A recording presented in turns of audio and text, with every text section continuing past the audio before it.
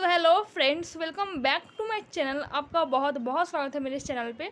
आप लोग को राधे राधे। आशा करती हूँ आप लोग स्वस्थ हो गए, ठीक हो गए। तो आज का हमारा टॉपिक यहाँ पर आप देख सकते हो, यथार्थ गीता। मैंने कल बताया था, कल के वीडियो में मैंने जाना होगा कि यथार्थ गीता जो था, मतलब कि मैंने फर्स्ट पेज का कुछ 5 इंपॉर्टेंट बातें बताई थी।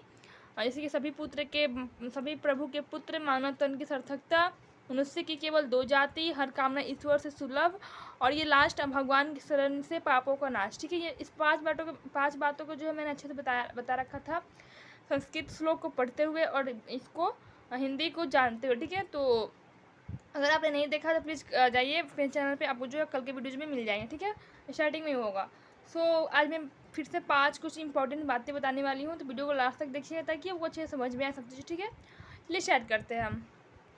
इतना तो कल हो गया था, और आज की ये जो है कुछ बातें, ओके, इनको जानेंगे। ठीक है, ज्ञान भजन का अधिकार सबको, और सही है, सबको जानते हैं। ठीक है, पहले ज्ञान की बातें हम सुन लेते हैं। ज्ञान का क्या मतलब होता है हमारे जीवन में।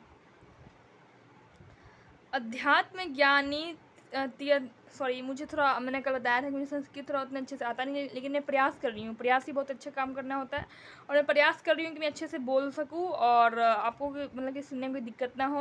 अगर देखो मेरे से कहीं गलती हो रही हो या फिर हुई हो, मुझे क्षमा करना है। आई एम रियली सॉरी, मैं पहले ही आपसे माफ़ी मांग लेती हूँ, लेकिन मैं प्रयास कर रही हूँ। ठीक है, प्रयास करना बहुत बड़ी बात होती है, और मैं प्रयास ज़रूर करूँगी।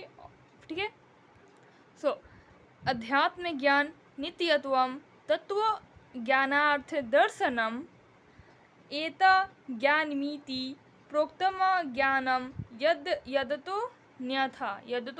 इसको ना ड नहीं पढ़ते संस्कृत में, जो हम इसको अ पढ़ते। ठीक है, तो यदतो न्यथा, ओके।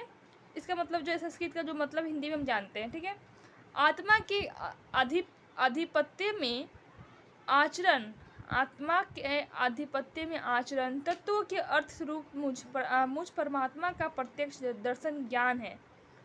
अर्थरूप तत्व के अर्थरूप मुझ परमात्मा का प्रत्यक्ष दर्शन ज्ञान है, और इसके अतिरिक्त जो कुछ भी है वो अज्ञान है। अतः ईश्वर की प्रत्यक्ष जानकारी ही ज्ञान है। नॉर्मल सी बात यहाँ पे लास्ट में देख सकते हो, अतः ईश्वर की प्रत्यक्ष जानकारी ही ज्ञान है। मतलब कि आप ईश्वर के बारे में सब चीज़ जानते हो, बस मतलब कि सब चीज़ बस ईश्वर के बारे में ही है। ठीक है, कोई मनुष्य दूसरे के बारे में नहीं सोच रहे हैं, जैसे कि आप किसी के बारे में नहीं सोच रहे, किसी के बारे में बुरा नहीं बोल रहे हैं। ठीक है, तो ये सब जो है, ये किसी मनुष्य के बारे में सोचना ही क्यों है। मतलब कि देखो, एक मोह है, जो रिश्ता है हमारा, तो मतलब सोच लिए। ठीक है, लेकिन ज़्यादा समय हमको जो है ईश्वर में देना, ईश्वर के बारे में सोचना है। ईश्वर का पूर्ण ज्ञान ही जो है पूर्ण मतलब कि प्रत्यक्ष जानकारी ही हमारा ज्ञान। ठीक है, ईश्वर की प्रत्यक्ष जानकारी ही ज्ञान है। ठीक है, तो ईश्वर के बारे में ज़्यादा से ज़्यादा हम जानने की कोशिश करें। ठीक है, और नाम जप करें, और ठीक है, ये सब। ठीक है, और भजन अधिकार सबको, सेकेंड हमारा जो है भजन अधिकार सबको,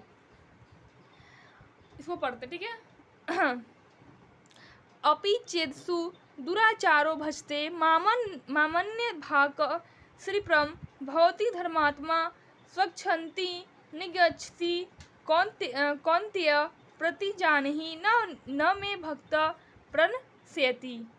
इसका मतलब क्या है, इसको जानते हैं हम। अत्यंत दुराचारी भी मेरा भजन करके शीघ्र ही धर्मात्मा हो जाता है। सही बात है। अगर जो मतलब कि बहुत ही मतलब कि दुराचारी, जैसे कि मांस मछली खा रहा है, दारू शराब पी रहा है, बहुत ही गलत काम कर रहा है। ठीक है, उसका व्यवहार अच्छा नहीं है, मतलब कि ये सब जो इसके मतलब कि इसे ही ना दुराचारी कहते हैं, और किसे कहेंगे। ठीक है, जो गलत काम कर रहा हो, ये सब कर रहा हो। अगर वो भी भगवान की भजन करने लगे, भक्ति करने लगे, तो वो भी जल्दी शीघ्र ही धर्मात्मा हो जाता है। ठीक है, एवं सदा रहने वाली शाश्वत शांति को प्राप्त कर लेता है। सही बात है, जो मतलब कि हमेशा हमारे मन को शांति दे, तो उसको हमेशा वो सदा के लिए प्राप्त कर लेता है। अतः धर्मात्मा वह है जो एक परमात्मा के प्रति समर्पित है, और भजन करने का अधिकार दुराचारी तक को है। देखिए, धर्मात्मा वही है जो परमात्मा के प्रति समर्पित है। ठीक है, अपने मतलब कि परमात्मा को अपने आप को समर्पित कर रखा है। हे प्रभु, मैं आपकी शरण में हूँ, आपको जो करना है वही करो। ठीक है, ये होता है समर्पित।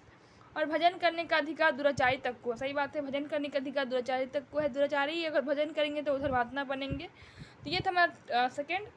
थर्ड को जानते हैं। ठीक है, थर्ड नंबर, तो थर्ड यहाँ भी हमारा, भगवत पथ में बीच का नाश नहीं, भगवत पथ में बीज का नाश नहीं, ठीक है, इसको जानते हैं।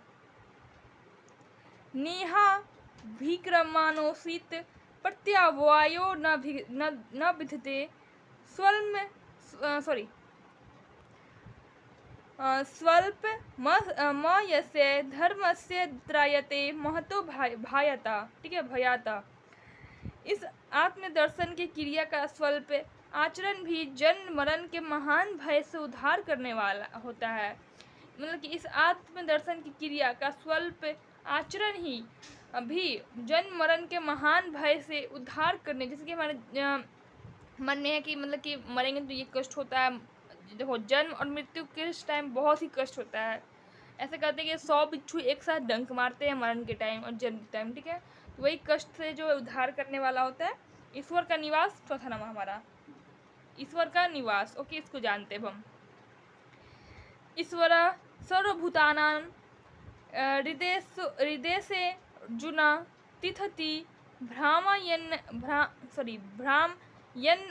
सर्वभूतानि यंत्रारूढ़ानि मायया। ईश्वर सभी भूत प्राणियों के हृदय में रहता है। भूत प्राणी से कि आप देख लो भोलेनाथ को, ये संसार में ही रहते हैं। वो तो जितने भूत हैं, प्रेत हैं, वो सब तो उनके दास ही हैं, ठीक है। ईश्वर सभी भूत प्राणियों के हृदय में रहते हैं।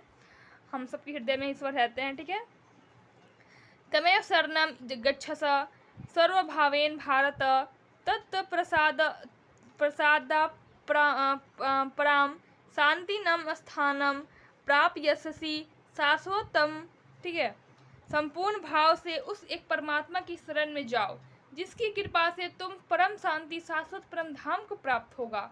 मतलब कि अगर हम संपूर्ण भाव से खुद को ईश्वर के प्रति समर्पित कर दे, उनके शरण में चले जाए, हरि शरणम में चले जाए, हरि शरणम श्री हरि शरणम, जिसकी कृपा से हमें जो है परम शांति, परम सुख, शाश्वत परम धाम को प्राप्त होगा। मतलब वैकुंठ प्राप्त होंगे हमें, ठीक है। परम धाम वैकुंठ, ठीक है, अगर हरि शरणम चले जाओगे तो, ठीक है। तो ये था हमारे 4 बातें, और आज के लिए बस इतना ही 4। फिर कल सीखेंगे हम कुछ 4 इंपॉर्टेंट बातें। सो अगर आपको अच्छा लगा तो प्लीज़ सब्सक्राइब मेरे चैनल एंड लाइक मेरी वीडियोज। अगर मेरे से कहीं गलती हुई है, मैंने पहले बताया था कि मैं प्रयास कर रही हूँ, मैं अभी भी प्रयास ही कर रही हूँ। मुझसे गलती हुई है, मैं जानती हूँ कहीं संस्कृत वर्ड्स में कहीं गलती हुई है मुझसे, मुझे क्षमा करना। आई एम रियली सॉरी, मैं दिल से माफ़ी मांगती हूँ आपसे, मुझे क्षमा करना आप, ठीक है। और कमेंट जरूर करें ताकि मुझे मालूम चले कि आपको ये पसंद आया या नहीं, ठीक है। प्लीज़ कमेंट में। और सब्सक्राइब मेरे चैनल, सब्सक्राइब करते हो आप चैनल को तो डेली आपको वीडियोज मेरे मिलते रहेंगे। तो प्लीज़ सब्सक्राइब मेरे channel and like my videos. कल मिलते हैं फिर कुछ और इंपॉर्टेंट बातें लेके। सो राधे राधे, ठीक है। देखो कल के लिए इतना है। यज्ञ, कर्म, विकर्म और यज्ञ करने का अधिकार किस किस को होता है, ठीक है। ये सबको हम जानेंगे कल, ठीक है। अभी के लिए इतना ही बस। राधे राधे।